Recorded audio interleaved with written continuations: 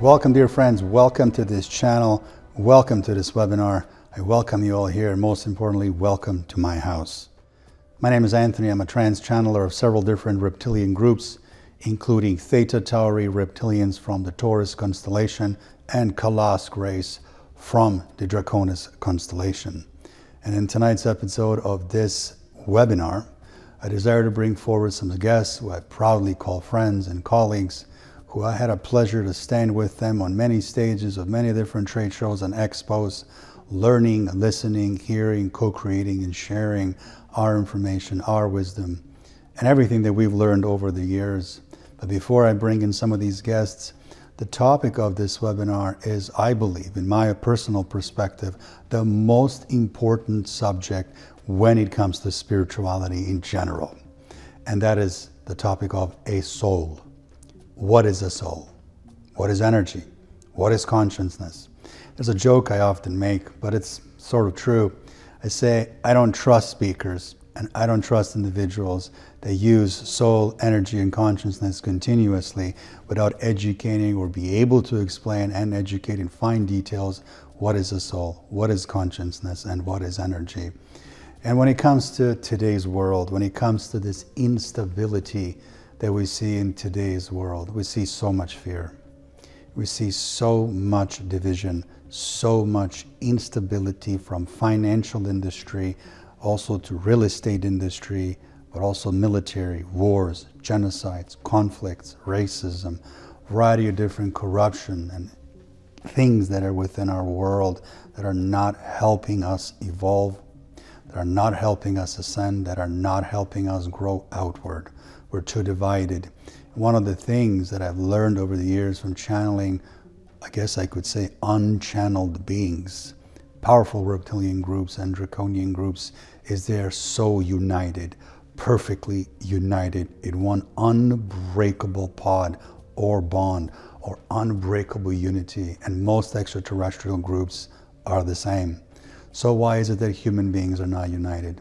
And the idea came to me to bring forward some reputable speakers that are coming from different parts of the world, from Italy, Spain, Bulgaria, Canada, and the United States, that are with me this evening, who will be speaking in a few minutes, and for all of us to talk about the same thing, the most important thing to a human growth. It is not our multidimensional DNA. It is not some Anunnaki story. It is not some religious story. It is not some Zeta hybrid reptilian Pleiadian story. It's not some Lyran or Orient wars. It is our souls. What is this soul? How many souls are out there? What's an oversoul? What's fourth density, fifth density, sixth density? Do we have a soul? Can soul be killed? Can soul be placed in this container after we die, before we go to the afterlife? Is this true? Is soul mortal or is it immortal? The soul is very immortal. It's extremely powerful consciousness that is driving this physical reality, that's driving any physical reality, as well as it's a consciousness of all energies behind any physical structures, including this 3D world we live in. Soul is a beautiful essence. Soul is an essence that creates physical reality. Soul is eternal. It is an internal energetic force that holds consciousness together. Soul is also an energetic force that creates a field where both consciousness and energy can exist together, wonderfully coexist together, in relation to perpetually creating and then shifting through physical reality. But if I was to rank the soul structure, then I would say it's very proper and definitely needed for us to create a pyramid scale almost, or a hierarchy system of a soul, so that we can understand and break down the dynamics of a soul that are the most important groups. In all of the years of being a channeler, one of the things I've learned from all of the extraterrestrials and extra dimensionals, it's their emphasis of pushing it forward towards the forefront of my consciousness, and that is to always connect to my soul first in order for me to connect to an external consciousness. This means each time I go into a trance state, each time I go and leave my body, I go through one particular department of my soul, which I'm going to talk about in a minute, and then that layer of my soul will call and connect to an integrated part of an extraterrestrial consciousness. Each time I connect to Kalask, I go to a fourth density layer of my soul, and they call the sixth dimensional layer or sixth density layer of the Draconis system where Kalask resides on the Thuban star, the binary star location. If it's theta, that's a fifth density layer so that I would go to, meaning I'm jumping from fourth density to fifth density and then integrating the consciousness of one physical entity. And this is something I proudly teach in my course, the Soul Evolution course, or Soul Dynamics. The best way to put it is that each soul is divided into approximately 120 main departments.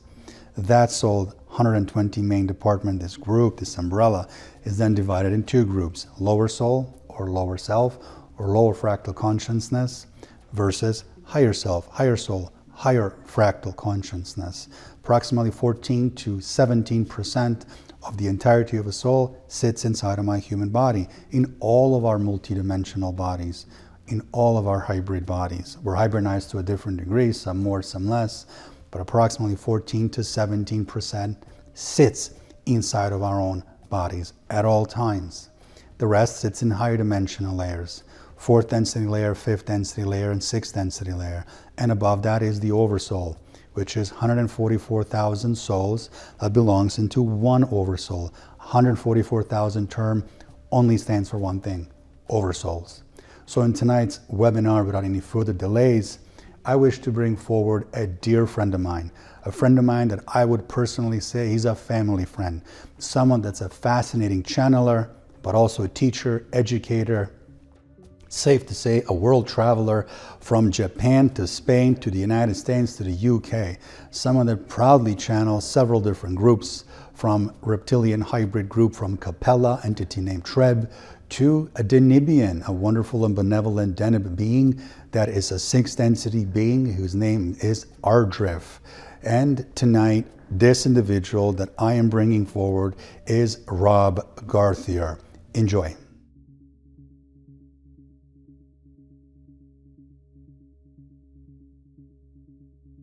Hello everybody, I'm Rob Gauthier, the ET Whisperer, and today we're going to talk about souls. So what is a soul? This is a very complex idea. It's kind of hard to figure out what a soul is in general, but we can think about a soul as the consciousness behind the physical. So let's take consciousness as an abstract idea. If source or non-physical consciousness wants to explore individuality, individual perspective, separation of itself, what would it have to do? It'd have to separate its consciousness, right? So let's say that our universe is one source of consciousness, and there are many universes, but our universe specifically. So as an omnipotent consciousness that knows everything, that experiences everything, it says, how can we experience being broken apart from ourselves? We'd have to fractalize. And a fractal of a consciousness of an entire universe is a galaxy. And each galaxy has its own themes, its own consciousness base, its own understanding in general sense, and its own theme. Our universe has its own theme. You know, we have all the rules and regulations of the universe, the nuclear forces, the gravitational forces, light, time, expressions of dimensions and matrices, and all of these different complex ideas. And then we have the separation of itself in order to have these different themes. So let's say our universe needs to divide itself into consciousness. So the soul of the universe would divide itself into galaxies, and galaxies would divide itself into solar systems, and solar systems would divide itself into planets, and each planet has its own theme. And, you know, the satellites around each planet would have their own themes, and, you know, different aspects of that would always be ever changing and ever shifting. So the physical reality, that's the rule. We're always in a state of change. The way we experience time would be expressed differently for different beings and different perspectives, so that every unique possibility that can exist in a universe will exist within its rules, regulations, and themes. So this universe itself expresses itself that way. And once we get fractalized down to a planet of consciousness, it's still quite a bit of consciousness to deal with. So individual consciousnesses would spring up from that. So thinking about the aspect of why it does that. We kind of understand why. We want to divide and understand, but each planet would experience its own self too. So there would be a birth of the planet. And we see that in the scientific means of rocks coming together with gravitational force from a newly born solar system, and each planet evolves independently. So think of the Earth, lava ball turned into bombardment of icy objects, cooling, and then taking the water and then developing it through itself. So we can see it very scientifically through the lens of science and the way that it manifests like evolution. Stepping back, let's take a little look from that non-physical perspective. If we want all consciousnesses involved in anything to experience itself, we have to have an evolution of that. So a new solar system would have to evolve into planets, and planets would have to evolve. And eventually, maybe two planets would hit each other and break apart and form a third planet, or just one bigger planet. So it's always moving and always changing. And the reason it changes is because the experience of that specific theme or planet or solar system or galaxy needs a new experience. So let's go back to Earth. We have this experience throughout time. Water world sort of at first, after the lava cools. Scientifically, we kind of understand it through that lens, but then life evolves, right? Very simple life.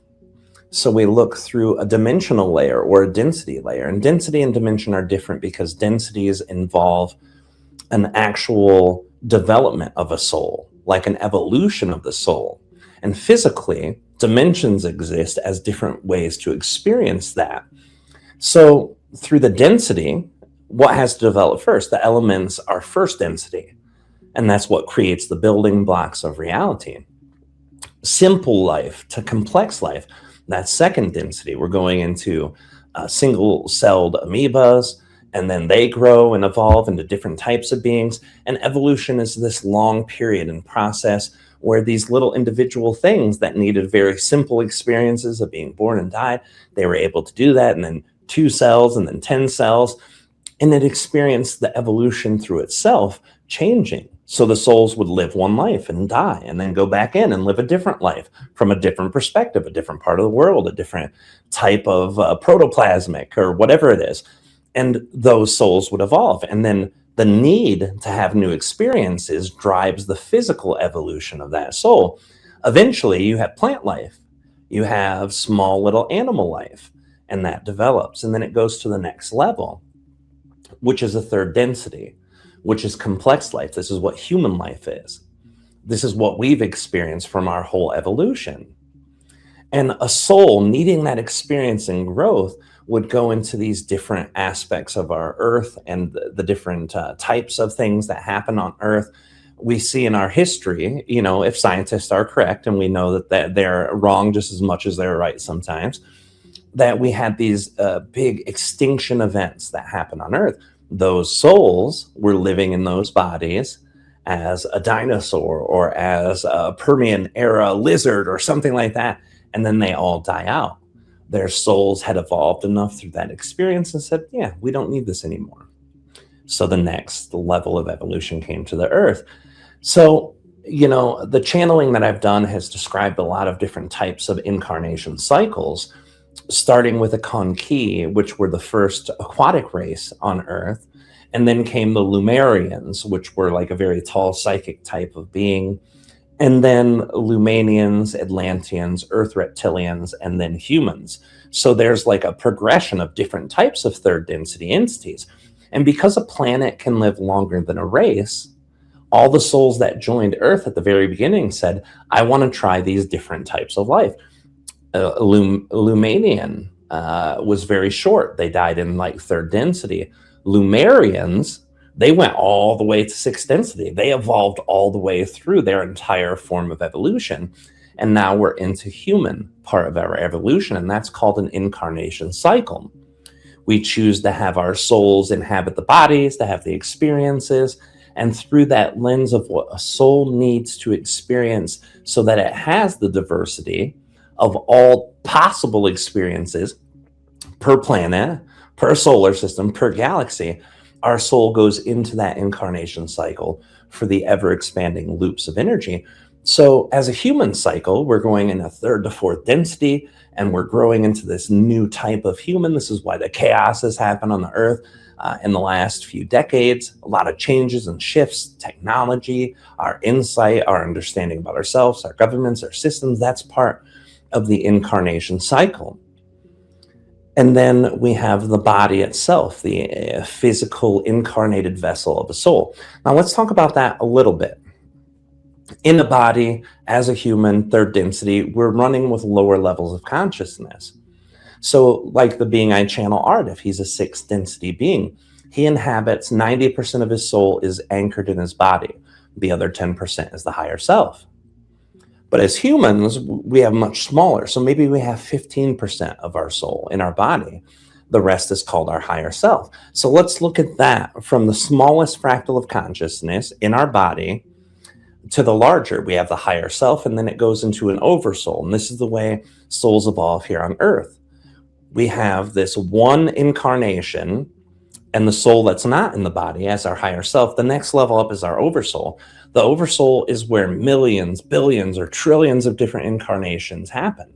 For me, I'm a soul that's been on Earth since the beginning. So I've been Conquis, I've been Lemurian, Earth Reptilian, all of these different incarnations. And then experienced being human. So I've had the whole cycle to jump in and out. So any of those past lives that were probable to myself in this reality are in that oversoul. The guides that I work with are also in that oversoul. So it doesn't mean it only has to be Earth. It can be other types of consciousnesses, but it's expanded out. So any past life or future or parallel life, those are in your oversoul. That's the larger structure of consciousness. And then all the oversouls that are tied to Earth end up being the entire Earth consciousness. And it's mathematical. The fractalization of consciousness is mathematical. You take every person that's ever lived on Earth from the beginning of Earth to the end of Earth, the whole Earth cycle, and add them together. That's the entire Earth collective consciousness. And you go above that to all the planets that have ever been in our solar system, Malkadek or all of these other theoretical planets, Nibiru, whatever it is, you can put those all together, from the ones that were there as protoplanets to the ones that end up being in the death of our star when no planets exist. All of those continue to be the solar system collective consciousness. And then that has a cycle. And then all the stars that are born and that die are within the larger galactic consciousness. You put all the planets together, all the stars together, all of the solar systems, and it ends up being the totality from the start of the galaxy to the end of the galaxy. Every planet that's ever lived, boom, that's the entire consciousness of the solar system collective. And you do that again with the universe, and the time scales are endless, right? It's not an infinite universe. It has a birth, it has a death, but on the time scale of our tiny little fractals in the human consciousness, it's large. Like scientists say 14 billion years. No, it's been trillions of years that our universe has existed and evolved, and it will probably go on for hundreds and hundreds of trillions, or whatever is after trillions of years afterwards. The time scales are so vast because all the experiences possible for this universe need to be experienced, and that's the soul. The other thing I'll say about the souls, humans who kind of understand these dynamics, maybe it's new to you, maybe it's not, but they'll say, oh, my higher self wants me to do this. That's also not the way it works, because the soul doesn't care what it experiences. It just wants any experience that's possible. The person who's sitting in the body, that little tiny baby fractal of consciousness, has free will. So it gets to choose what it does. It gets to be the driver in the seat of life. So your decisions are always what drives the evolution for that one life. The higher self helps. It always works with you. It tries to give you that energy of understanding and say, hey, we made a plan before we came. We wanted to do this. And if you don't, that's fine, but it'll always give you a guiding light. Passion, excitement, and joy, that's the guiding light for our consciousness. Ardif and Trev, the beings I channel, describe it like the higher self has a laser pointer, and that's excitement. So if you just follow that little dot on the floor and you're the little human chasing that little light, That's what takes you to the next place for your soul's evolution. And it's kind of what gives you that blueprint before life. But we in the body can choose what we want. We create what we want. That's the game. And then when we're done, we go back, we expand, because we learn, we leave the body, we leave the physical dimension and go to a dimension slightly higher. And then we grow and expand. And we learn. And then we say, oh, now I understand. I'm a soul. Now I've integrated, instead of 15% in the body, now I'm 25%. Now I understand so much more. And then we choose the next one and start all over again and over again until we're tired of doing it, or until the universal structure is over and we choose the next one. But it's always a choice. After dying, we can go, hey, I'm done with Earth. I've learned everything I need to. I'm going to go to Pleiades. We think in our life that that's what we want, but till we're in that very moment, the extra insight from the soul gives us a huge opportunity to do it otherwise. So I hope this communication about souls was helpful. Thank you guys for listening. And thank you, Anthony, for putting this together, this great collection of teachers sharing about souls. Thank you, Rob, for being here. I appreciate your time and energy. Most importantly, your wisdom that you bring forward. My sincere, warm regards to your children, Lilith and Jeremy. But my sincere appreciation and regards, or a big hello, I should say, to your guides, Ardriv and Treb. I've had a pleasure to get to know them in the astral states over the years. Now, speaking of wonderful people, speaking of great people, speaking of loyal people, speaking of authenticity and wisdom, I wish to bring forward another friend of mine, but not just a friend in the industry. This is a friend that shared many incarnations with me. She knows that, and I know that. One of the most respected speakers and healers and moderators in the industry of channeling, ufology, and spirituality in general. Someone that's moderated several of my own live channelings from San Francisco, San Rafael to Los Angeles. Someone that is a proud YouTube podcast host and operator of Dare to Dream podcast, a very talented author, a very talented shamanic healer, and I've seen some magic this individual does in the fourth density or astral states. I've asked my dear friend to join us, and this is Debbi Dachinger. Enjoy.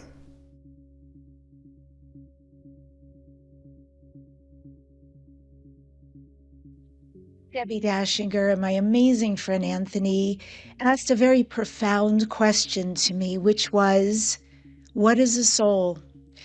And I think in these times when people are having a bit of a difficult time, especially responding to what's going on in the collective, and also just navigating what's happening. These are good people. These are good souls. These are good souls who really want the best for humanity and for Earth.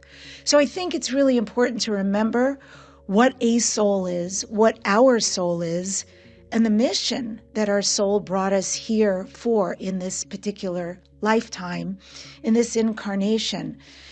And the way I would respond to what is a soul is we each have a soul in this particular lifetime incarnation.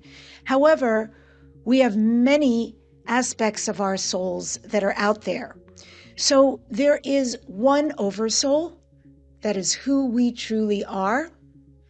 And from this oversoul comes many threads, many lifetimes, and many aspects of our oversoul into many souls. A really interesting way to look at this is to think about the sun. And the sun is the oversoul. And from the sun emanates many rays. All these rays of sunshine, and each of them is a different lifetime, a different multidimensional aspect of us, a different galactic being that we are, cloud that we are, aspect, rock, lifetime, past, present, future, none of which really exists. But all at once are these rays of sunshine, aspects of our soul.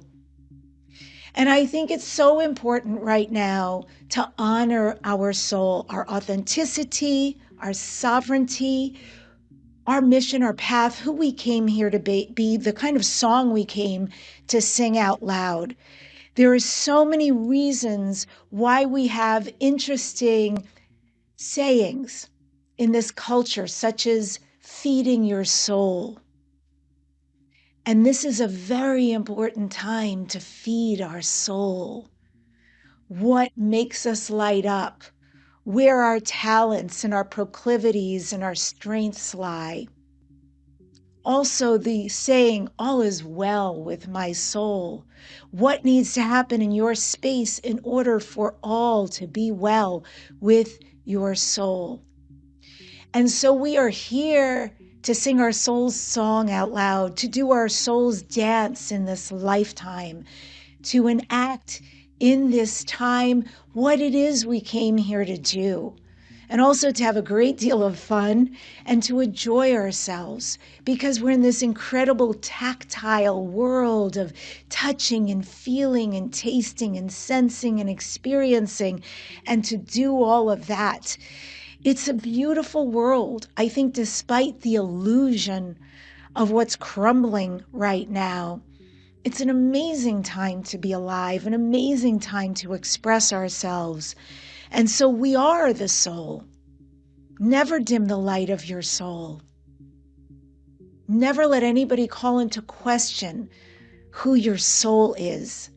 Stand strong and proud and bold with who your soul is.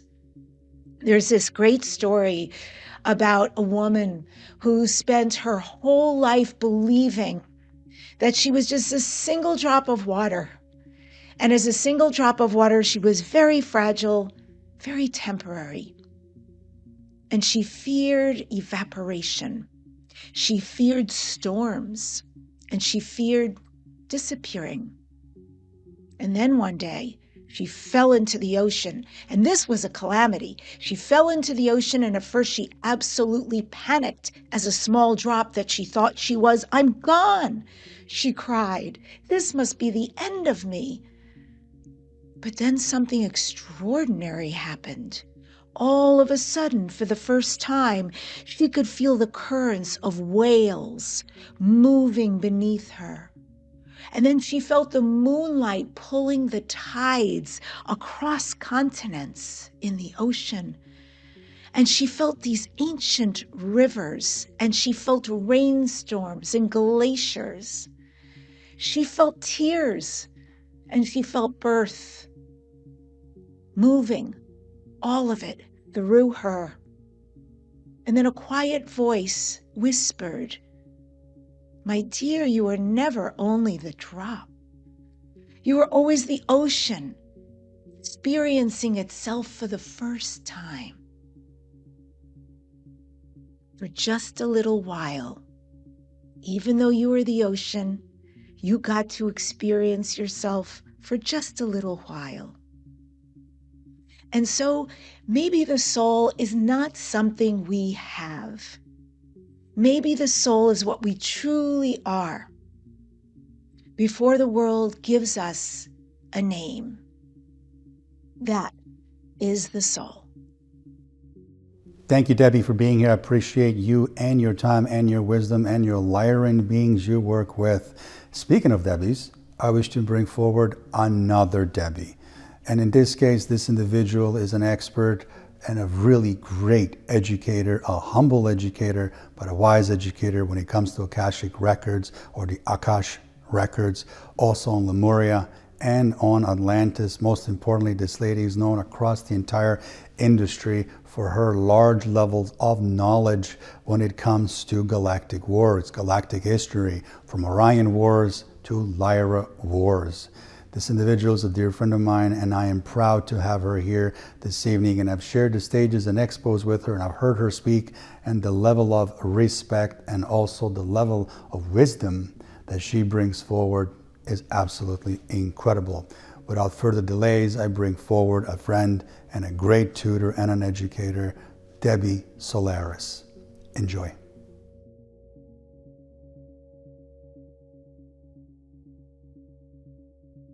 Hello, everybody. This is Debbi Solaris, and I'm really honored to be a part of this important conversation.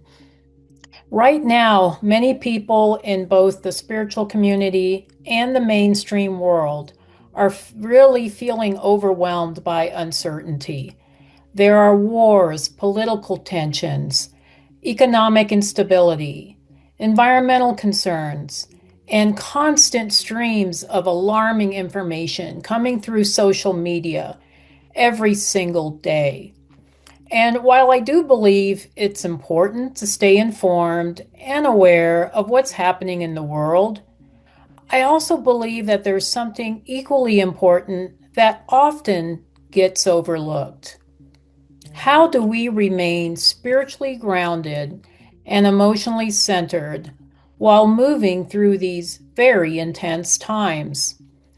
Because one thing I've noticed over the years is that fear spreads very quickly, especially within spiritual communities. Sometimes fear disguises itself as insider knowledge. Sometimes it disguises itself as awakening.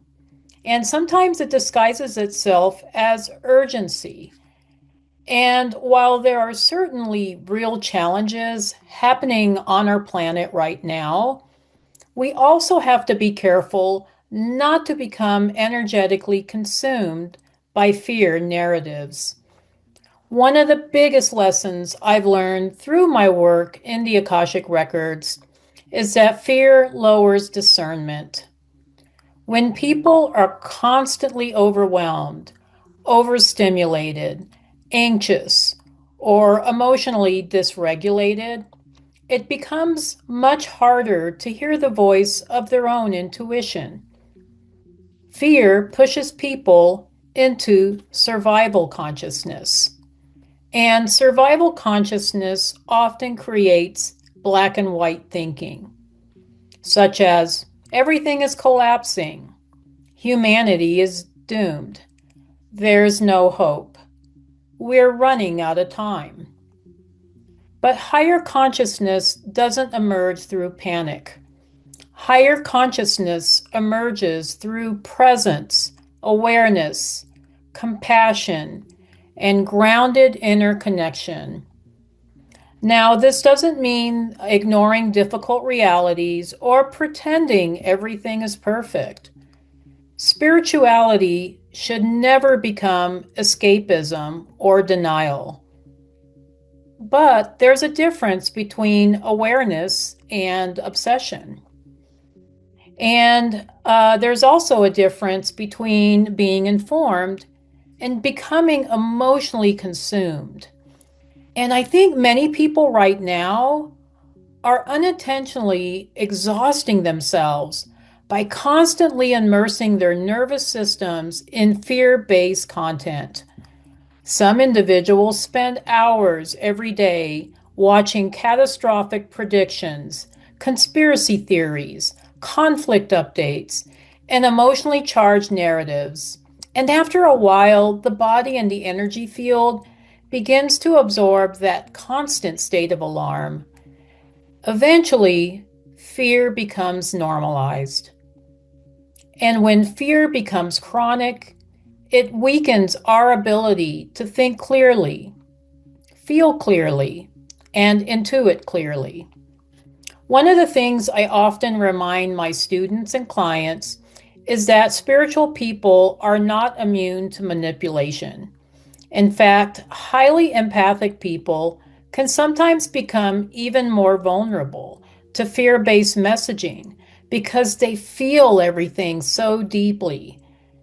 That's why discernment is so important. Now, discernment is not cynicism, and discernment is not paranoia, and discernment is not blind belief. True spiritual discernment is the ability to remain open-hearted while also remaining grounded, balanced, and internally connected. It means asking, does this information empower me or destabilizes me? Does this information or message encourage clarity or fear? Does this help me become more conscious, compassionate, and sovereign? Because not every emotionally intense message is spiritually aligned, and not every frightening prediction is the truth. Throughout human history, there's always been periods of upheaval, transition, and transformation. Humanity has moved through wars, collapses, social changes, and collective uncertainty many times before.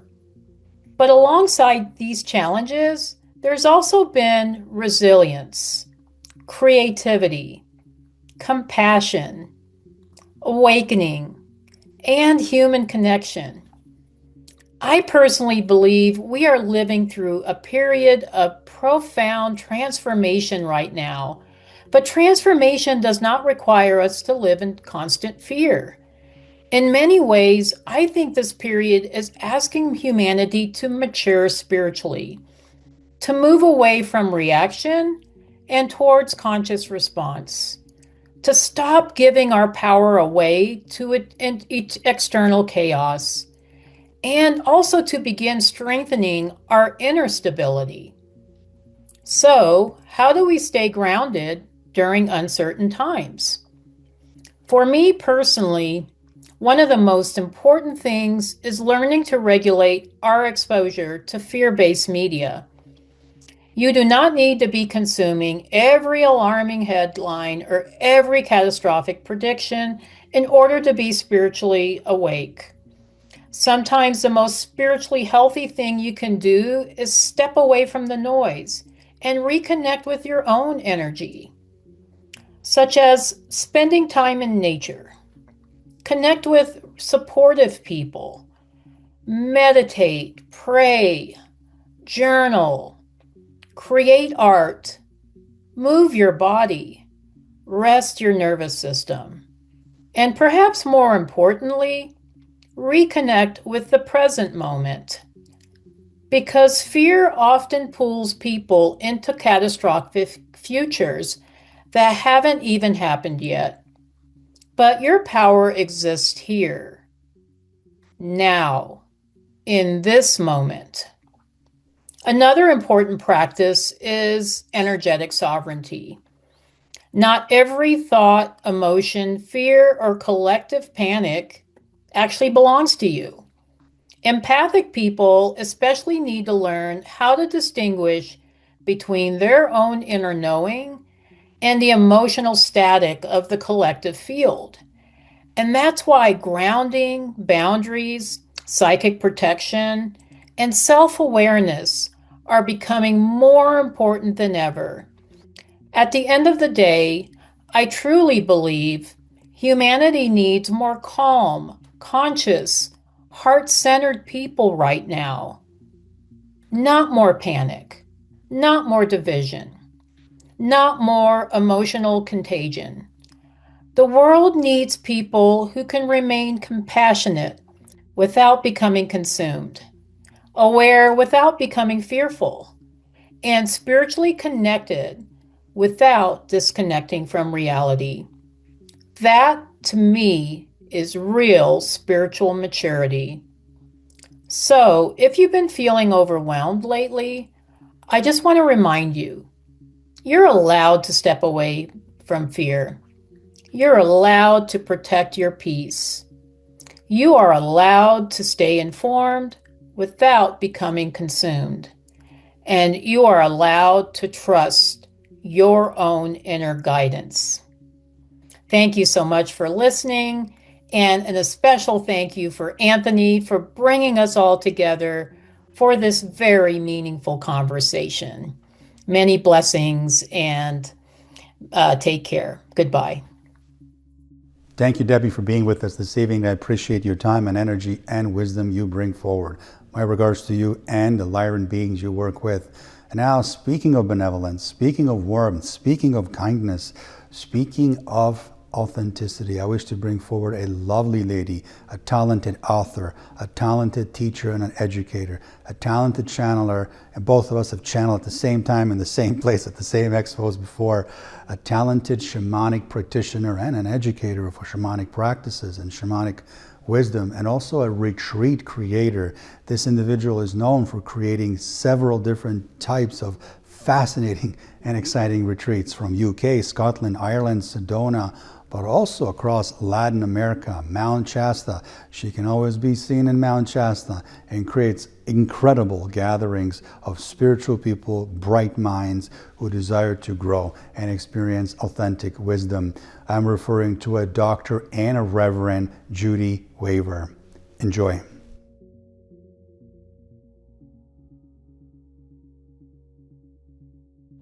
Hello, my beautiful friends. It's Reverend Dr. Judi Weaver, and I'm so excited to come to you today and to be a part of this incredible gathering of people.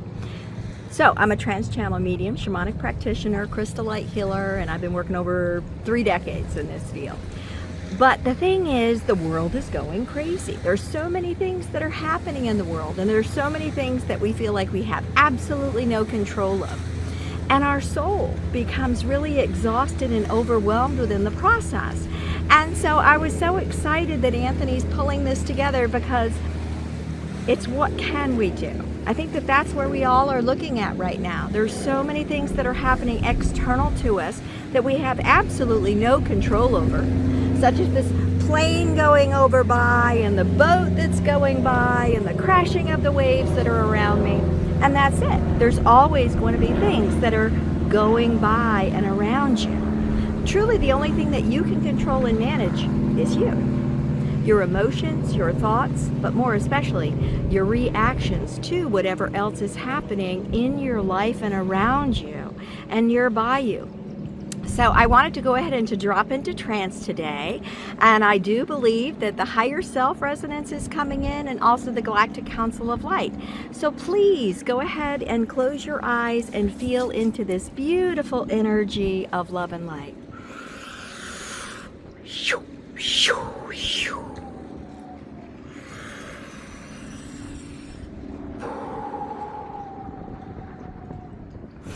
Higher self of your soul stepping in this day. That is right, each of you have access to that resonance of that higher essence of you. And this allows you to get a broader, higher vision for, a feeling into, a depth and an understanding of what else is taking place, truly that is in the highest and best interest for you to have access to. It is always about teaching. It is always about learning. It is always about integrating and growing into that higher essence and presence of self. This cannot happen without some type of an irritation, a resonance that is creating an energy flow, such as the wind that is blowing here right now. It was not a moment ago, but it is now, because it is calling in the frequencies and the resonance for each of you to have access to. That is right. A higher essence of you, to have a deeper understanding, a greater clarity, a more presence for you to be able to become, and to become within the depth of you and the entanglements that are there to teach you and to show you. Sometimes you speed up and other times you slow down. But it's always about taking that time to go within and to feel. Because that is what you can trust when everything else is taking place external to self. What can you trust? But that resonance of heart within you, as that heart of you is there to teach you, to show you, to guide you, to awaken you, and to inspire you. To inspire you into a greater interpretation of where you are upon this life and what is and who you are. Sometimes you find yourself trying to find yourself within a balance upon this ever-changing terrain. Is it not apropos that here you are nearby the water, where it's always constantly changing? But it is about you finding the balance within self. It is about you recognizing within that breath of self that you can find that balance, you can find that harmony, you can find that peace, and you can find that resonance of grace for a greaterness for you to understand and to tap into, to learn the clarity of, to build your faith within self, to understand and to trust more for. Sometimes you may find yourself flying through the sky upon elation of excitement of what is coming forth, because as you are thinking, you are creating and you are manifesting and you are bringing it into fruition of a very fast nature. And that is so exciting for each of you to recognize that power is within the hearts and minds and souls of each of you as you are choosing to step into and to embrace and to truly become. Because that's all that this is. Your life is about you learning how to. That is right. It is about you learning how to listen and feel, to experience and to explore, to taste and to savor the depth of the beauty of all that is external and around you as well. Well, I believe that this is good for me this day. I do have the Galactic Council waiting. It has been my esteemed honor. Many blessings to each of you.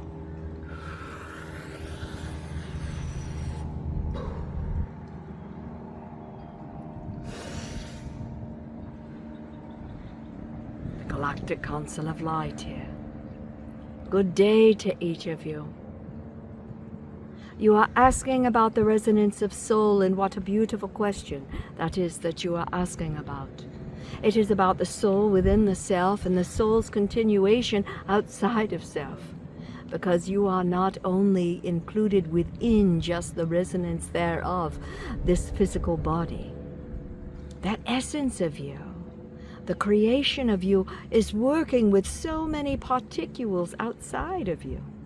The soul has been through many different lifetimes. And now the veil is thinning, and you are having access to so many of those different lifetimes that you are bringing that wisdom. You are garnering the teachings, and you are incorporating those lessons into the woven tapestry of this lifetime. For you to have a greater access to, for you to be able to bring into the living essence of this timeline. And you need that resonance and that essence and that wisdom, because you are experiencing so much change that is taking place. It is not just within you, but it is absolutely happening to the hearts and minds and souls and the physical resonance within each of you as well. You're experiencing an enormous amount of external energies and frequencies. Light codes that are pummeling you, pummeling you, which is allowing you to expand, which is allowing you to explore, which is allowing for you to release what you no longer need within you anymore. That is not always an easy task to move through. And sometimes it causes great turmoil and unrest within the hearts and the minds of you, which can also physically exhaust the body.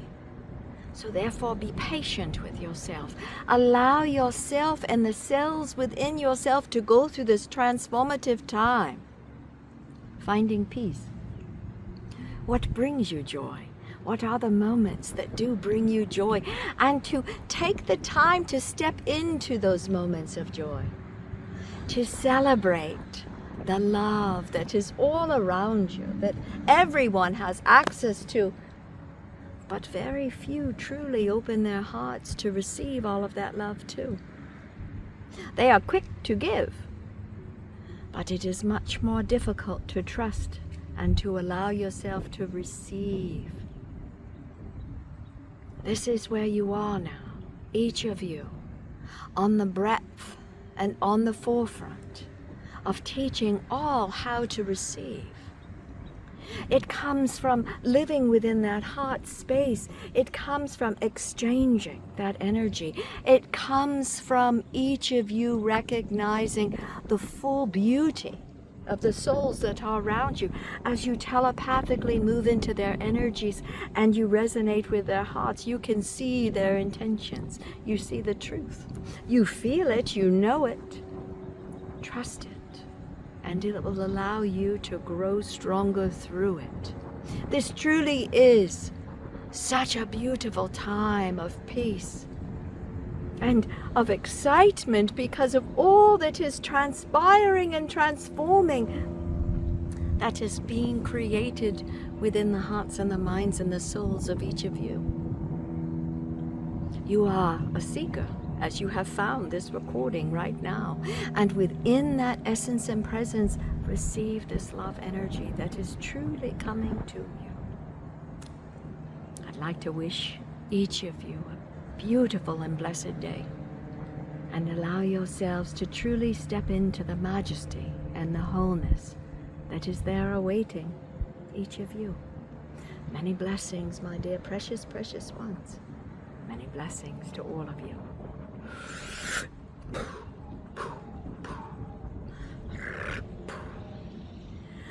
Ooh, that was so good. Well, my beautiful friends, this is Reverend Dr. Judi Weaver, and again, I'm so excited and delighted to have had this opportunity to speak to you and hopefully allow you a little bit of inspiration, but more than that, recognition that you're the one who's in control and management of you. But please do come and visit me at judiweaver.com. I'd love to see you again too. Many blessings, my beautiful friends. Many blessings to all of you. Thank you, Judi, my dear friend, for being here. Appreciate your time, wisdom, and energy, and I'll see you again next time.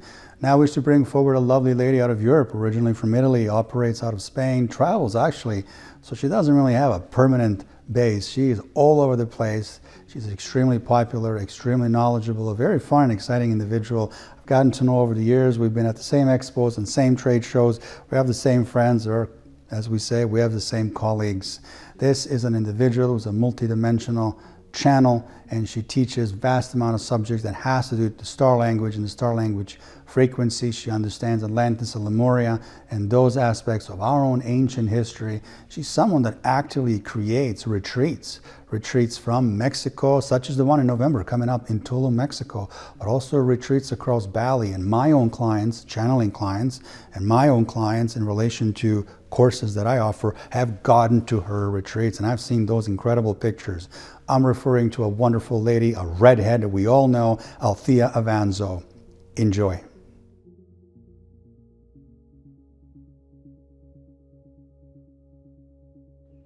Hi guys, my name is Althea Lucrezia Avanzo. I'm a multidimensional channel ET contactee. I work with the modality of light language primarily. I've helped tens of thousands of people reach their potential, activate their psychic gifts, vision, and intuition. And you can find me on althealucrezia.com or Light Codes by ALA on Instagram and Althea Lucrezia on YouTube. So from my understanding of what a soul is, this is kind of like the basic in a nutshell example that I'd like to give. So if you imagine a lake or a big, huge puddle of water or the ocean, and you imagine a drop coming out of the ocean and incarnating in an individual, in a human being, that's how I like to understand that a soul is. So it's a part of the oneness, part of the everything, and you have access to the infinite abyss of information and the oneness and the everything at any given moment in time. But you also have individualized yourself to navigate lessons and experience, whether part of the source consciousness and the oneness is going into a plant, into a rock, into a human, into an animal, it is still a soul. I like to understand the soul at different stage of its evolution of consciousness. So on a first dimensional density, a soul just kind of is. On a second level, it is and it has consciousness of being. And then on a third level, it is that has consciousness of being. It can take action, but is limited from the constraints of space and time.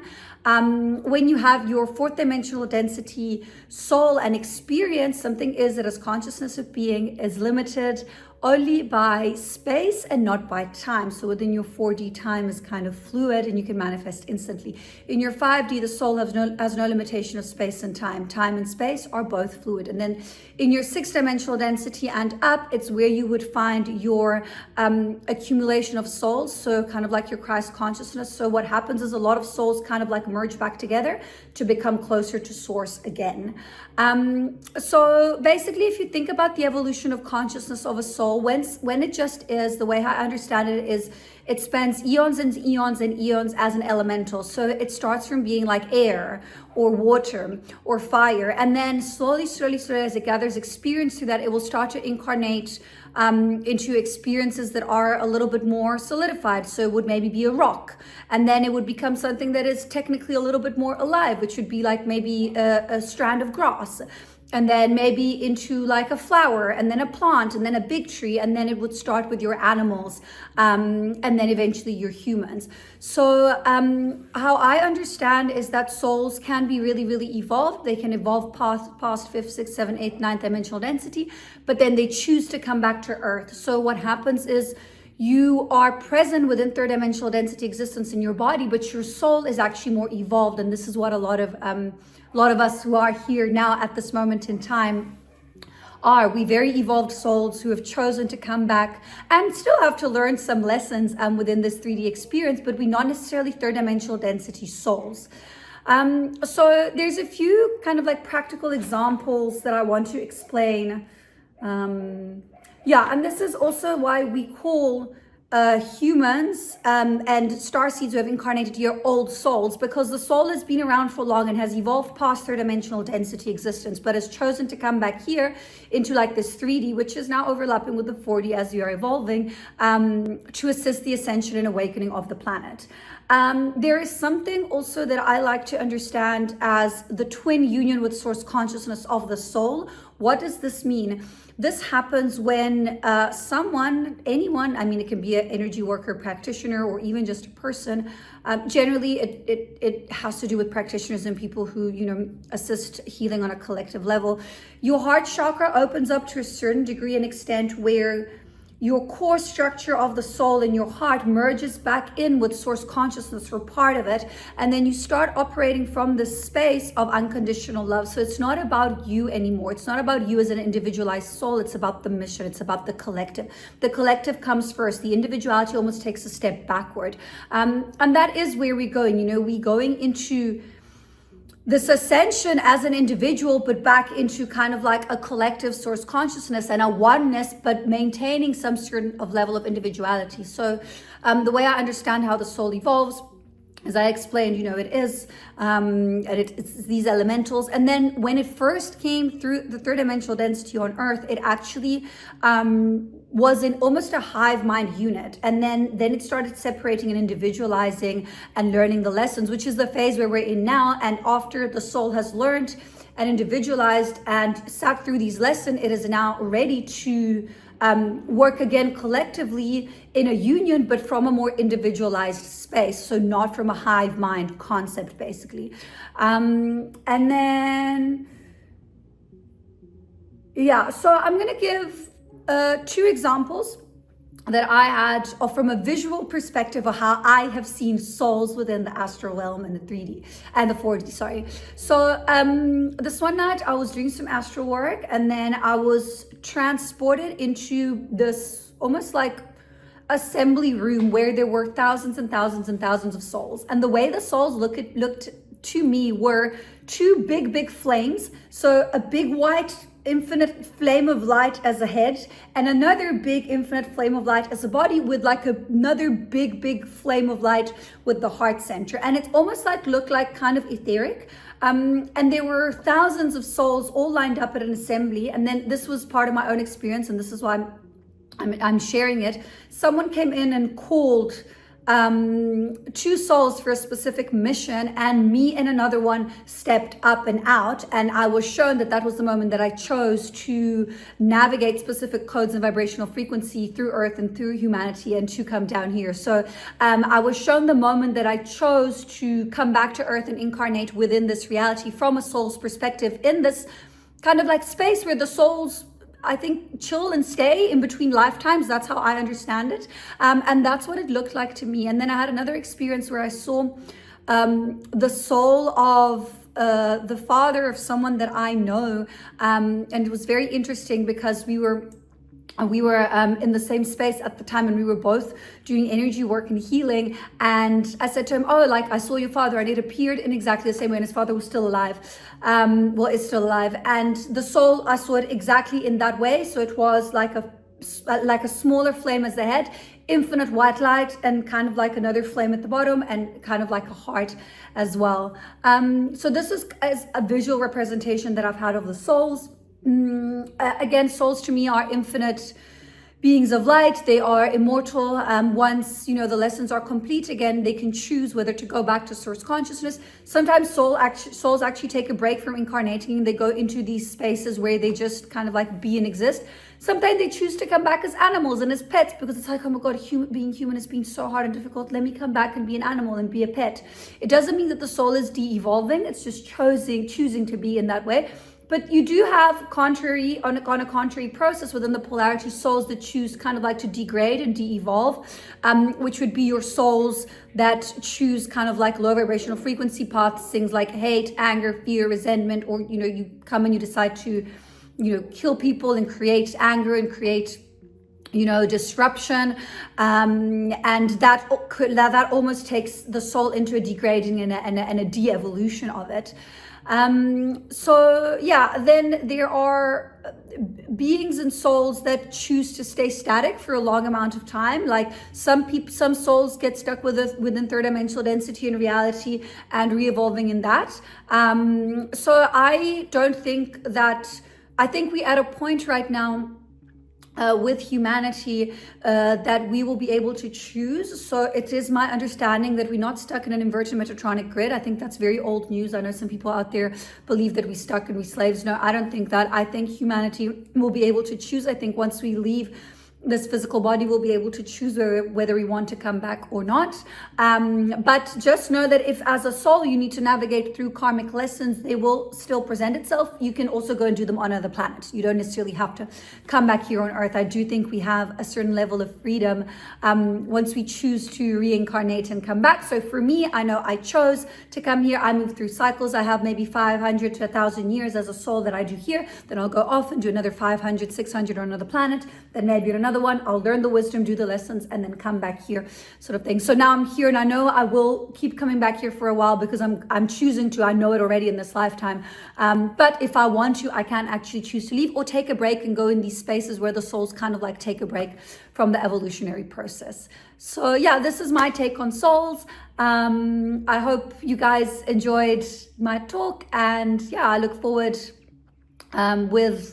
to connecting more. And if I can leave like a few practical exercises to connect more to your soul or part of yourself, I think like a good one would be probably learning to work with the recalibration of the nervous system and the spinal column. I think that's quite an important one. And really any practice that brings you back to you will connect you more to your soul essence and your true self. Doing inner child work is a big one, finding something creative to do, obviously meditating, but really putting yourself first, understanding what your needs are, your lessons, setting your boundaries, and really just learning how to navigate life from a space of trust and taking aligned action. Like if something feels off, trust your senses, trust your gut. So yeah, like really staying present within yourself, within your journey, and finding the knowing that you are an infinite being of light. Like that's probably one of the most important things, that nothing can touch you, nothing can affect you. And even if sometimes things feel hard, know that life is happening for you and not to you. Thank you.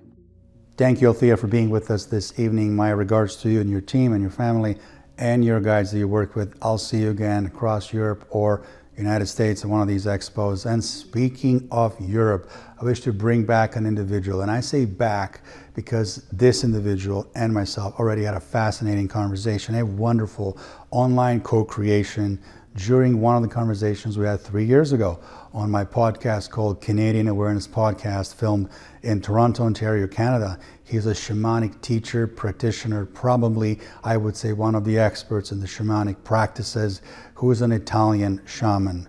This individual is a very talented teacher, and he creates really unique shamanic healing type of retreats that are based on sound. using ancient instruments, including instruments that are not just drums, but instruments that come from the Australia region.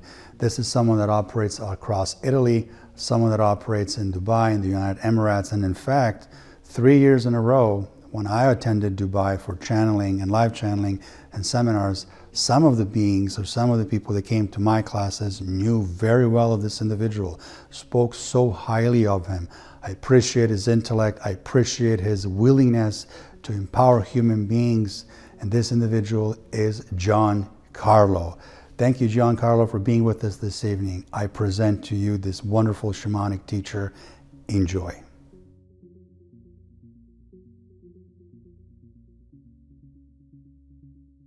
Good evening, everyone. My name is Carlo Zazzeri.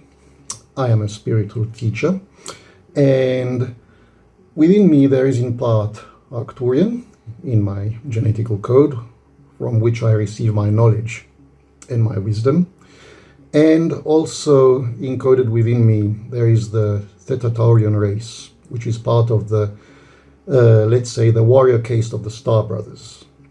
Well, let's talk about the soul, because lately I've noticed that there is quite a lot of fear-based beliefs regarding the soul, which envisions the soul as something which is like some sort of helpless presence or being encased in a human body, where people fear that negative forces or negative beings from other dimensions would come and snatch away the soul or take away the energy of the soul somehow and feed on this energy for their own purposes. But wait a minute. We should snap out of this type of situation, snap out of this false belief, which doesn't favor, let's say, our righteous evolutive process as human beings in this universe. And I will explain why. I hold a wider perspective of the soul. It is my personal perspective, and this is a knowledge that comes from the Arcturians. We have to understand that the soul is the very essence of consciousness itself, okay? And it spans throughout countless dimensions. It is an incredible force, okay?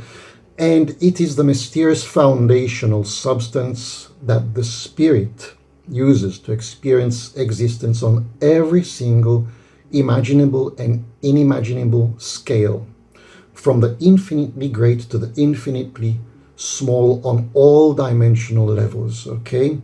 So when we are talking about the soul, we are talking about an unfathomable force that moves through infinite universes. It dances with the galaxies, and also it forms the nebulae and it ignites the stars. So how can we envision the soul as some sort of helpless being which is the victim of some sort of negative force that wants to snatch it away? We are practically a biological unit, okay, that lives thanks to the energy of the soul. We are moving through an ocean, which is the soul. It is field consciousness, okay? So when we are talking about the soul, we are talking about a force that shapes the universe itself, the stars, the planets, the nebulae, the galaxies, and it breathes through every single aspect of nature. So I would like to ask you, who is listening right now to this very short introductory video, why do we feel so helpless? Why are we so trapped in these false beliefs, in these negative theories, okay, that very much conditions the lives of many people, okay? Why do we feel so helpless in this type of belief? Why should we ever allow ourselves to be trapped in this type of situation, okay? Well, you see, we should never ever enter a belief system where we dread these sort of negative forces, because it is the reflective mirror of us warring against ourselves. It is the reflective mirror of us, which is the worst enemy of ourselves. False beliefs is the reflective mirror of us, which is the enemy of ourselves, okay? So, you know, one fundamental thing to understand out of all of this discourse is that we should understand that we are indeed, let's say, out of this magnificent, unfathomable substance, which is universal, multidimensional, multiversal consciousness, field consciousness, which is the soul. This really makes us truly a being driven by the Great Spirit. And what does this mean? We should realize that we are eternal beings of light with endless power, and our possibilities are truly infinite. So we are transitioning, let's say, a particular moment of our evolutionary process throughout our human experience on this planet Earth. And through this evolutionary process, it is fundamental to understand this principle, okay? To snap out of a vision of an old world where we are victims of our own fear, okay? Anyway, goodbye for now. And I hope that these words will help you to reflect upon the true power of who you are on the level of the soul, driven by the force of the Great Spirit, the source itself. Thank you, Giancarlo, for being with us this evening from Italy. I appreciate your time and energy, and my regards to your Arcturian counterparts. Thank you for being a great contributor to this beautiful human collective. And now, speaking of fascinating contributors, speaking of talent, speaking of authenticity, speaking of humbleness, I wish to speak now about a friend of mine in the industry that I've met, obviously not by accident, but I've met him at a very random spot at one of the expos in Los Angeles, at LAX Hilton some years back. This individual was there educating, teaching, and speaking his true wisdom when it comes to implant removal, when it comes to psychic capabilities, enabling the psychic network, multidimensional subjects that he specializes in. It is a very long list. He's a very talented psychic. He works with his wife, who's also a talented psychic. Some of my own clients have gotten to these two wonderful souls with great results and great feedback that I've heard. I've seen this individual teach. I've seen him help many people. I was featured on his podcast called Remember Your Mission. This is a friend, and this is someone that I proudly co-create with and invited to be part of this beautiful web seminar. This is someone that stands above the rest in relation to the general populace of the spirituality, with so many different channels and so many different things on the internet. This is a very talented psychic and someone that understands mental health. This is someone that used to be in the mental health industry. This is Matthew Mournian, the podcast owner and the channel for the Remember Your Mission YouTube channel. Enjoy.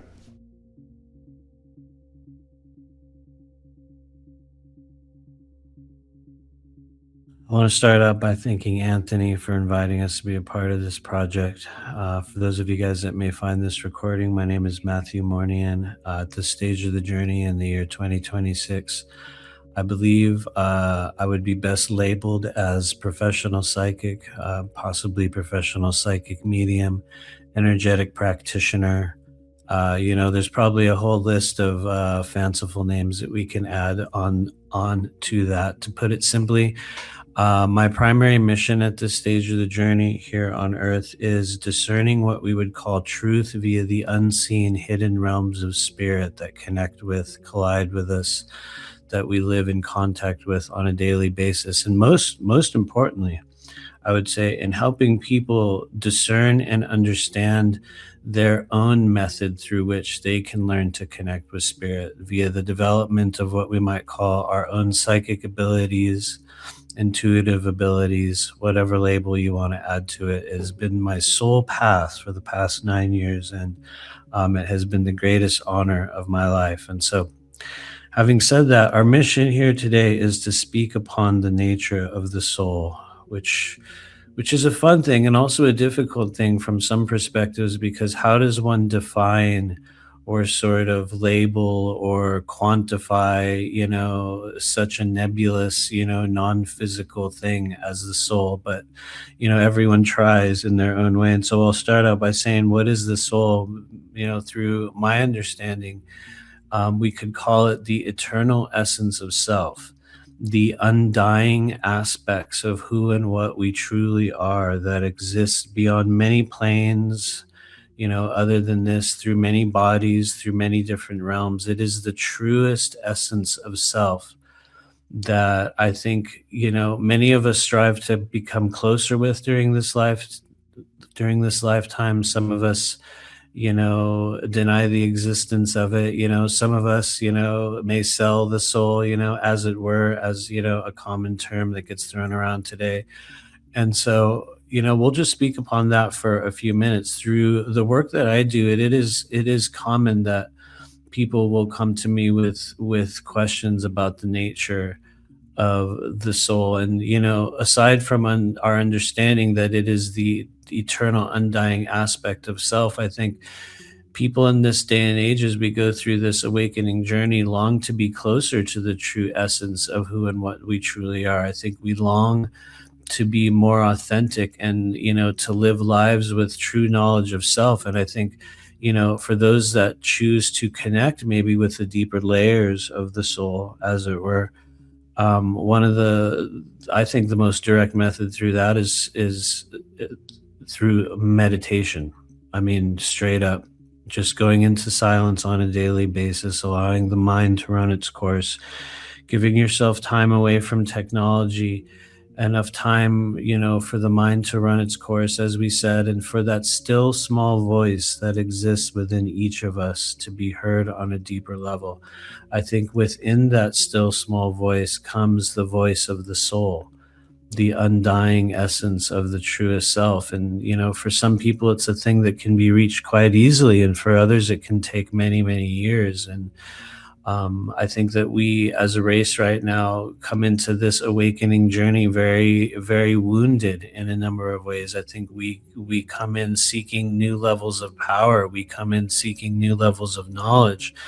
And I think one of the most direct methods through which one can connect with what is true for you is through connecting deeper with that undying essence of self. And so, whether it be through meditation, whether it be through something like old school prayer, if it were, and I don't mean the type of prayer in which we give our power away, to some other force or through organized religion. I mean, the type of prayer where one seeks to become closer to the power that exists, within our realm, the true source, the true divinity within you. And so I think buried within that are pieces of, our soul that bind us all together. And I think if you're one of the people that is hearing these words, I think coming closer to that aspect of yourself is something that you've been probably on a path of doing for years now. And so one of the other questions I kind of get a lot has to do with kind of a more popular concept. Well, it's not really a recent concept, but it's one that surfaces every so often, and that would be through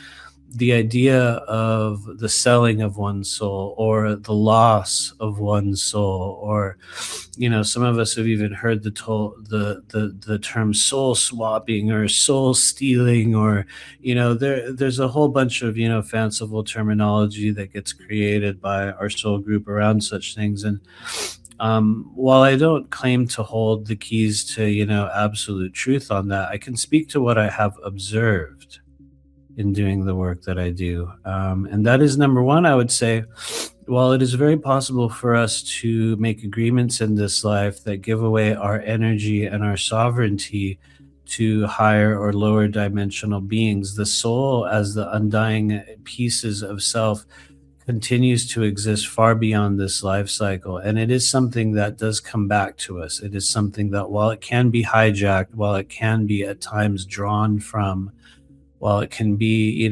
contained through certain wounds or damage that is done in this life cycle, it is not something that we go about losing, which, it might be a matter of debate for some people out there. I can only speak to what I've seen. And so, it's not something that is easily stolen by another. But one thing we have noticed from the viewpoint of a human being is that we often give our power away.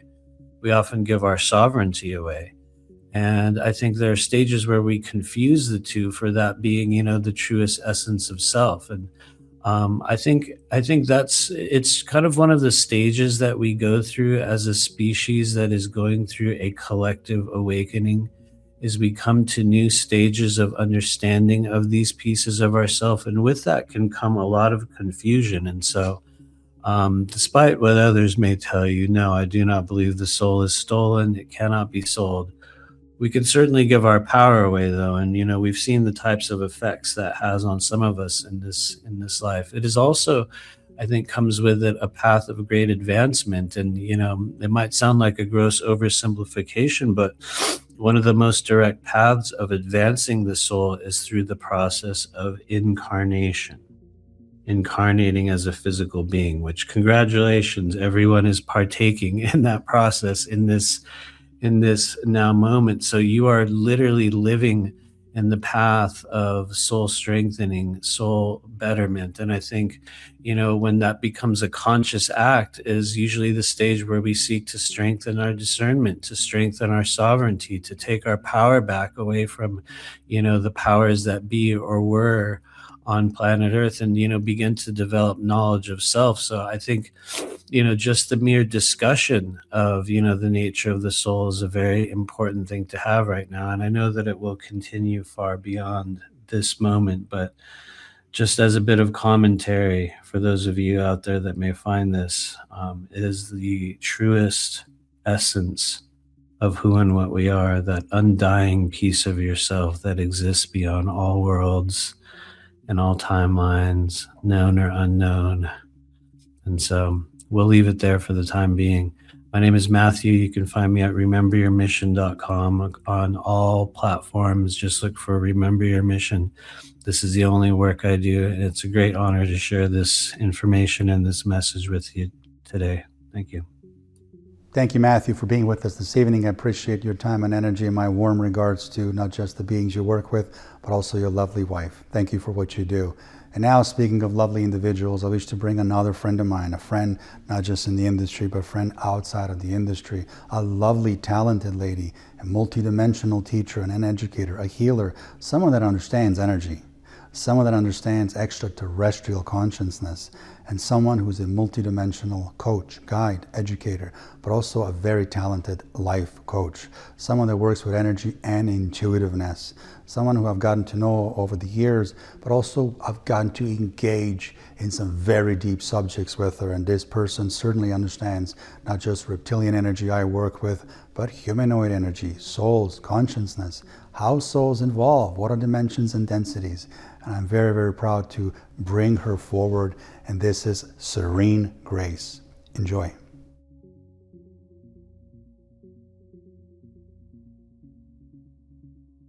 Hello, everyone. And hello, Anthony. Thank you for having me here today. It's such a great honor and pleasure to be here. My name is Shannon Grace, aka Shine Bright with Serene Grace, but in the holistic and spiritual industry, people refer to me as Serene Grace. I have been in the industry as a student of learning and later full-time practitioner about 25 years with experience. I am a transformation to a life coach, spiritual medium, Reiki practitioner, Akasha record reader, and much more. But what I really tailored down to is be into the spiritual coaching, where I help people in different areas of love, career, business, grieving.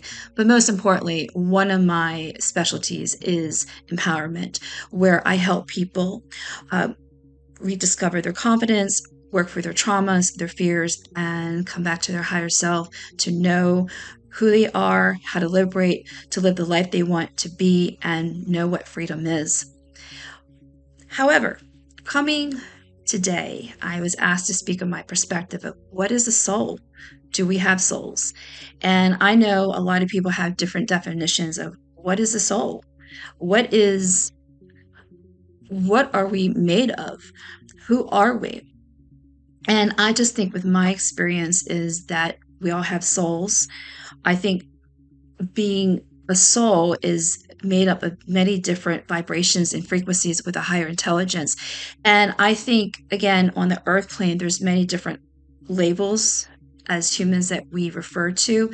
But through my spiritual journey and inner healing, I refer to the universe as infinite, as universal, as one force, one source. And also within the universe, it's like we're all droplets in the ocean or mosaic glass that reflects a divine spark or a sparkle that has a unique blueprint and essence of who we are and how to be experiencing within the vastness of the universe different ways of life, creation, being, doing, expansiveness, polarity, the dark, the light, the yin and yang, you name it. There's many different things. And what makes life more interesting, especially on the earth plane, I call it the school of life. We get to come back and reincarnate different ways, especially when it comes to our own spiritual advancements, our own spiritual lessons, even if it has to heal ancestry traumas or other forms of spiritual traumas, or if you're coming in with spiritual growth and different levels, that's, again, we come back to the soul, and the soul is the blueprint of what makes us who we are, especially if it's being on the earth plane or any other parts of the universe. And when it comes to everyone else, we're all interconnected. And part of that interconnectedness with other souls, my soul to your soul and the many out there, is that I think when we have the interconnectedness, it also creates the layering of different densities and dimensions, frequencies, vibrations that can take us different parts of where we need to go based on, again, free will is also a gift that helps us navigate where we need to go. But with that said, with all the different layerings of how to learn, how to be, it's like an adventure. It's a spiritual journey. And I think when it comes to being on the earth plane, there is this rediscovering of who we are. We're here for a reason. But I think with any, like especially being on the 3D and being on earth, we're very unique of who we are versus elsewhere, which is also very unique. But there's different roles, there's different spiritual boundaries, there's different developments. And I think one of the things that on the earth plane that people really get confused is that we have no control over our souls. But we do. We have more control than we know. But in today's reality, modern society, or the way the world is today, with everything from, social media, the internet, also in the industry that has, different agendas, different versions of what you call souls or theories. I think it comes down to this. No one can own your soul. Again, you are your own unique divine blueprint. No one can take away your permission unless you give permission. Again, that's free will. At the same time, I feel that all that's out in today that we're learning through the spiritual industry, there is a lot of fear-based, again, information, and it gets very confusing. And also there's a lot of people that can then feed off on taking advantage of you. And I think when it comes to really knowing yourself as a soul, again, we come down with labels.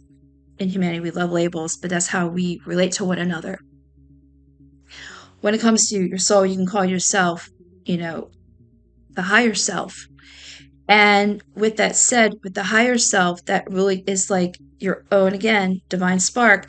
And you can be able to be at different layers at different times spiritually. But when it comes on the earth plane, here we're learning how to, again, heal the ancestry traumas, the fears, and also knowing who we are as side. Like, for instance, me as Serene Grace, me, how I relate to others, how I walk with others. And then with that said, as I discover who I am, I also learn how to be myself in this time, this space, this 3D. And I think that comes with practice. I think that also comes with coming into a place of what resonates with you. Also learning about spiritual boundaries, when it's okay to say yes, when it's okay to say no. Know that we're also made of energy, of what we do with our thoughts, our actions, and also what we manifest in this reality, and also what goes out to the universe. So everything has a cause and effect, a give and receive, a yin and yang, light and dark. But with that, our free will is connected to our intuition, is that tool that helps navigate how we want to live our spiritual journey. Even though we may not have all the answers, but everything unfolds as we walk that journey. But one, again, key components is learning who your self is as a soul, as a higher self. And knowing that when you walk this path, you can learn to find the tools that are going to work for you. Also discover the truths that are going to free you from any old programming, again, old traumas, fears, patterns. And once you get a hold of who you are and learn to be comfortable of who you are and also build that spiritual backbone, no one can take anything away from you. Yes, we're going to have adversities, we're going to have tragedies, we're going to have some hard knocks in life. However, when it comes to knowing your higher self, you're going to, if you really want to know it and know your soul, this is where you learn to say yes to yourself first and know that no one can take your soul away, no one can hijack it, no one can do anything to make it against your will. You are your own soul, you're your own higher self. And I'd like to thank you for allowing me to speak on my perspective.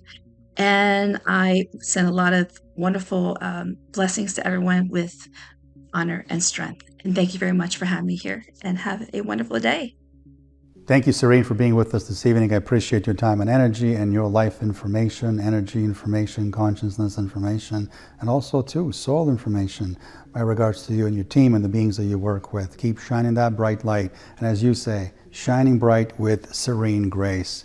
Isn't that the right motto, the right name? Thank you again. Now, as my last guest is one of their dearest friends, a soul sister, someone I've shared many lives with in the past, one of the very few, minuscule number of people, physical friends in the industry or in life in general that I personally introduced Kalask members to in the 4th and 6th density states. This person has a talent for a few things, but a talent for galactic art. Aside from Vashta Nerada, who's the greatest talented artist of all galactic art, this friend of mine is that second Vashta Nerada. She's depicted Kalask in fascinating ways. She's depicted Morkul in fascinating ways. She's depicted Vortak and Dimonga and Theta Tauri and her own reptilian counterparts in the most fascinating ways. She is an underground reptilian channeler, an educator, a tutor, how to channel, how to connect, a proud speaker of reptilian consciousness, proud speaker of draconian consciousness, someone that Kalask has respect for. This is Emma P. Enjoy.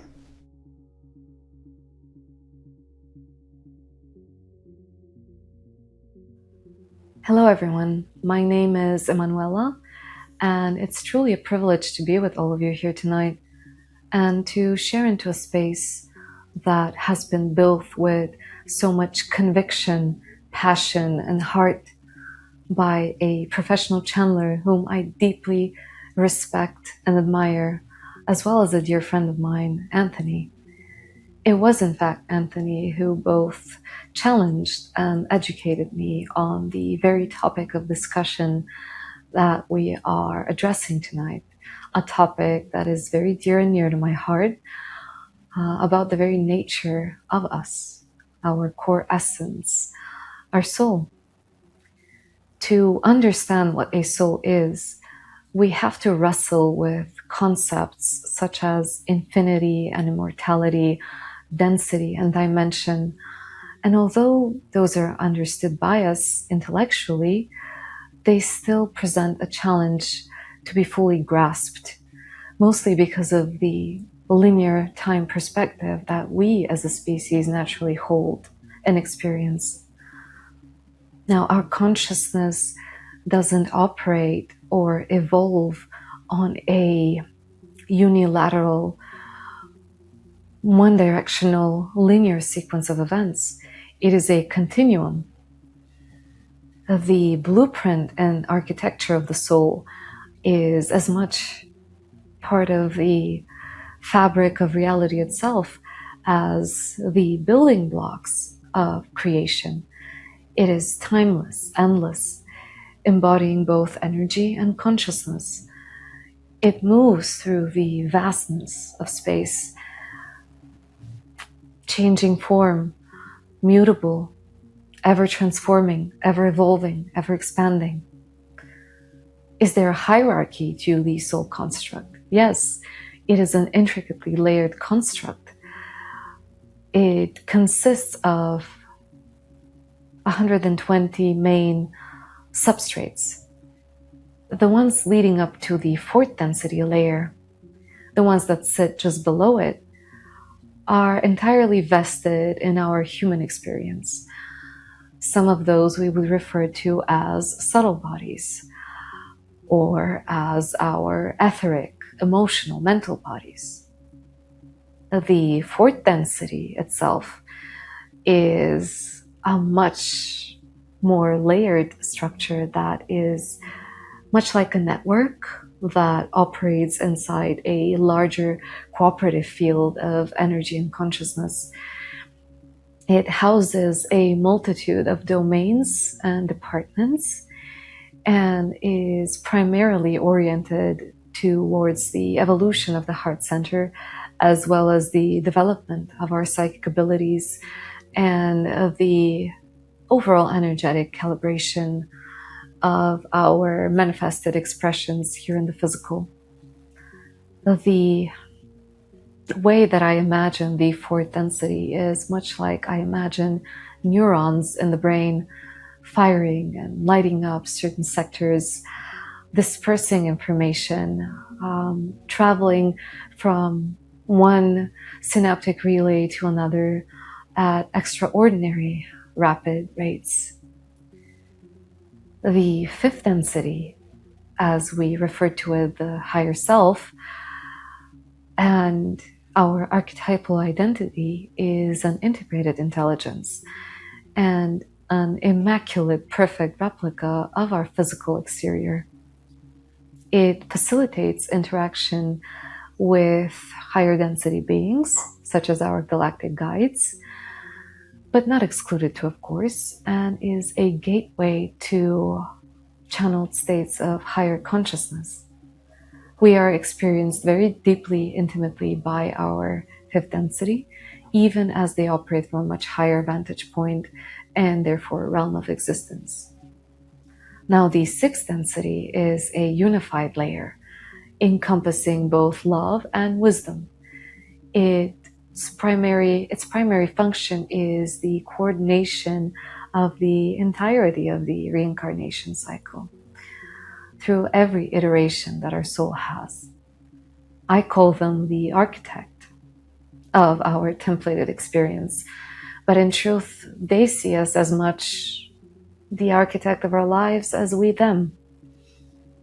And the truth is that the fractalized consciousness that is our physical construct, so the very densest part of us, of our souls, even as it's just a small portion of a larger whole, its significance is often downplayed.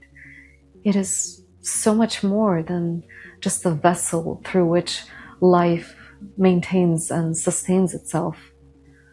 In fact, our higher fractal consciousness is only ever motivated to move and to align certain things within our reality, to create malleability when we ourselves make that conscious first step towards pulling a particular experience closer to us. Think of the soul as the camera crew, the casting director, the lighting, the producer, and the scriptwriter and actor is you. And our souls, they want us to take center stage. And we each do, in our own unique ways. We each leave a cosmic footprint with our energy. We each have a soul imprint, a soul signature. And we each have a unique modality through which our soul expresses itself and communicates. So the relationship between the lower fractal consciousness and the higher fractal consciousness is one of constant and consistent collaboration. It is achieved through the activation, the clearing and activation and bringing to balance of the energy vortexes within us. But of primary importance is the heart, as that is what opens the channel of communication to the soul. Now, the soul doesn't hold any judgment to polarity. It holds both nuances. It holds no judgment on what the heart feels drawn to at any given moment, be that a lighter or darker expression. They see our perceived deficiencies, disadvantages, and patterns as a stepping stone towards greater awareness, towards achieving an integrated wholeness within. So we are never separate from our souls, but we can create distortions within our fields that disconnect us from the innate truth embedded inside of us, which is that we often search for source everywhere outside of us when it's always been within. Thank you, Emma, for being with us this evening. My regards to you and your reptilian beings that you work with and your family. Thank you, and I'll see you around very soon. And now in the conclusion, dear audience, dear friends, dear members and the viewers of this Kalask channeling channel, of my videos, readers of my book, those individuals that I've gotten to know over the years, online, in person, not just as clients, but across different expos, different channeling retreats and events. If there's one thing I ask you to take away from this video, none of us speakers are telling you what to think. None of us are telling you what to do, who to channel, who to connect to, what energy to integrate with, more of light, less of dark, more dark versus light, and the rest of the division that is within the spiritual industry. I'm only offering you an opportunity to expand your horizons, think outside the box, think, analyze, and reflect, and start integrating your soul into your human body. Start working with the energy of your souls. Your soul is who you are. I am my soul, and my soul is me. You are your souls. And there should be nothing in between that connection. That should be an uninterrupted and unbreakable connection between you as a human being and your souls. This is how the richness begins. The richness, what richness? The richness of expansion, the richness of evolution, the richness of growth. I wish you all a phenomenal growth. Thank you for joining me this evening in this webinar. Thank you for listening to my friends, my guests, who I proudly call my friends. Thank you for purchasing my book, Kalask, My Path to Thubin, which is available now worldwide on Amazon and on our website at www.kalask.ca in the shop area. And I've talked about the souls. I've talked about the channeling and my path being a channeler in my book. And in my book, Kalask, My Path to Thubin, all of those chapters are noted there in the most purest authenticity, the way those events and those experiences I've experienced, the way they happened to me. I invite you to purchase this book to understand how channeling works, how souls work, how consciousness and energy works. Thank you for being here. My name is Anthony again, a proud channeler of reptilian and alpha draconian consciousness. It comes from Thubin, and those are the beings of Morkul, Dimonga, and Kalask, and the beings who come from the Taurus constellation of Theta Tauri. Those that desire to work with me on an instructional basis, channeling basis, educational basis, please visit my website at www.kalask.ca. That's www.kalask.ca. Thank you, and in strength and honor, I greet you all. Good night.